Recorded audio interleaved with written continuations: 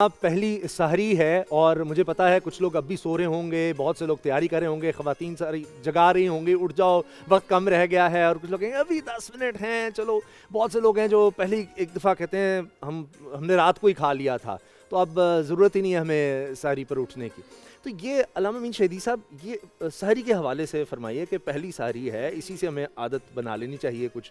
تو وہ کیا چیزیں، جس طرح سرکار دو عالم صلی اللہ علیہ وسلم رجب اور شعبان میں ہی دعا فرما رہے ہیں کہ یہ اس میں ہمیں برکت اور پھر رمضان نصیب ہو، اس کی تیاری. تو آج پہلا چکے روزہ اور پہلی سحری، تو اس میں ہمیں کن چیزوں کا خیال رکھنا ہے اور یہ صبح اٹھنے کی کتنی برکت ہے کہ ہم اس کی ابھی عادت بنانے، اور اللہ کرے کہ مجھ جیسوں کو توفیق ہو جائے پھر سارا سال یہ عادت رہے.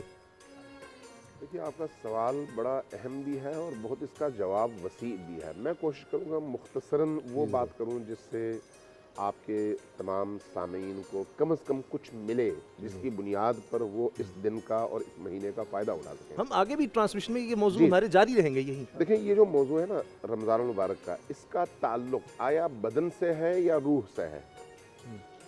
بنیادی طور پر انسان کی روح اصل ہے، بدن فرع ہے.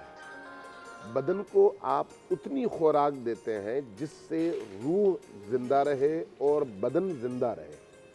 روح کی حیات کے لیے بدن کا زندہ رہنا اور صحت مند رہنا ضروری ہے. اس لیے بدن کو خوراک دینے کے لیے آپ سحری میں اٹھتے ہیں اور اتنی خوراک دیتے ہیں جس سے آپ وہ پورا دن بھوک اور پیاس کی کیفیت میں گزار سکیں اور افطار تک اللہ کی بارگاہ میں اس عبادت کی کیفیت میں وہ ٹائم لے جا سکیں.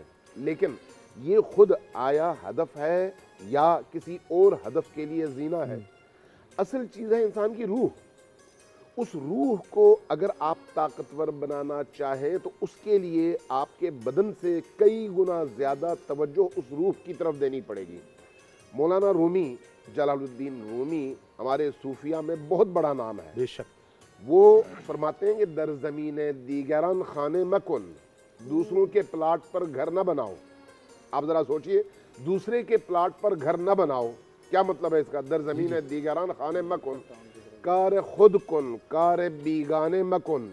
دوسروں کا کام نہ کرو، اپنا کام کرو. اس کے بعد کہتے ہیں وہ دوسرا کون ہے؟ کیست بیگانے تنے خاکی. یہ تو وہ بیگانہ، وہ جو دوسرا ہے وہ تمہارا یہ بدن ہے. واہ واہ واہ. اور تم وہ روح ہو. اس لیے خود پر توجہ دو، اپنے بدن پر اتنی توجہ نہ دو.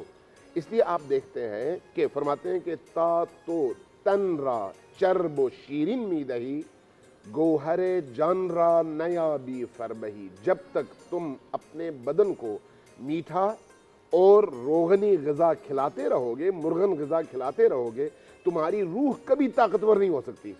اگر روح کو طاقتور بنانا چاہو تو اس کو اتنا دو جس سے وہ زندہ رہے، لیکن اپنی باقی توجہ اپنی روح کی طرف دو. اب سوال یہ ہے کہ جب آپ سحر میں اٹھتے ہیں، سحر کا موقع اللہ سے راز و نیاز کا موقع ہے، کائنات اور نفس پر غور و فکر کا موقع ہے، اپنے کٹے ہوئے رابطے کو اللہ سے جوڑنے کا موقع ہے، اپنی گم شدہ ہستی کو تلاش کر کے اللہ کے ہاتھ میں دینے کا موقع ہے.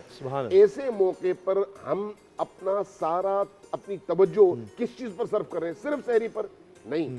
سحری صرف اتنی جس سے آپ کے جسم کا گزارا ہو سکے. اس لیے آپ نبی کریم صلی اللہ علیہ وآلہ وسلم کی احادیث میں دیکھیں اور خطبے میں بھی دیکھیں، آپ نے جس چیز کا نام لیا وہ سحری نہیں ہے. جب فرمایا کہ قد اقبل الیکم شہر اللہ بالبرکۃ والرحمۃ والمغفرہ، یہ مہینہ برکت اور مغفرت اور رحمت لے کر آ رہا ہے، تو فرمایا اپنی گردنیں آزاد کر لو اور آتش جہنم سے نجات پاؤ. اور اس کے لیے صرف یہ ہے کہ کسی ایک روزہ دار کو افطار کراؤ. یہ نہیں کہا سحری کراؤ، کہا افطار کراؤ. تو صحابی نے پوچھا کہ ابن رسول اللہ، افطار کی اگر میرے پاس گنجائش نہ ہو تو میں کیا کروں؟ فرمایا اپنی گردن آگ سے چھڑاؤ، اگرچہ ایک کھجور کا دانہ دے کر. اور اس کے بعد فرمایا وَلَوْ بِشِرْبَةٍ مِّن مَاءٍ، چاہے تم ایک گھونٹ پانی پلا دو، اس ایک گھونٹ پانی کے ذریعے سے اپنے آپ کو جہنم سے چھڑاؤ. اس لیے جتنی تاکید ہے وہ تاکید سحری پر نہیں بلکہ افطار پر ہے. سحری پر صرف اتنی توجہ دو جس سے تمہارا جسم صحیح رہے.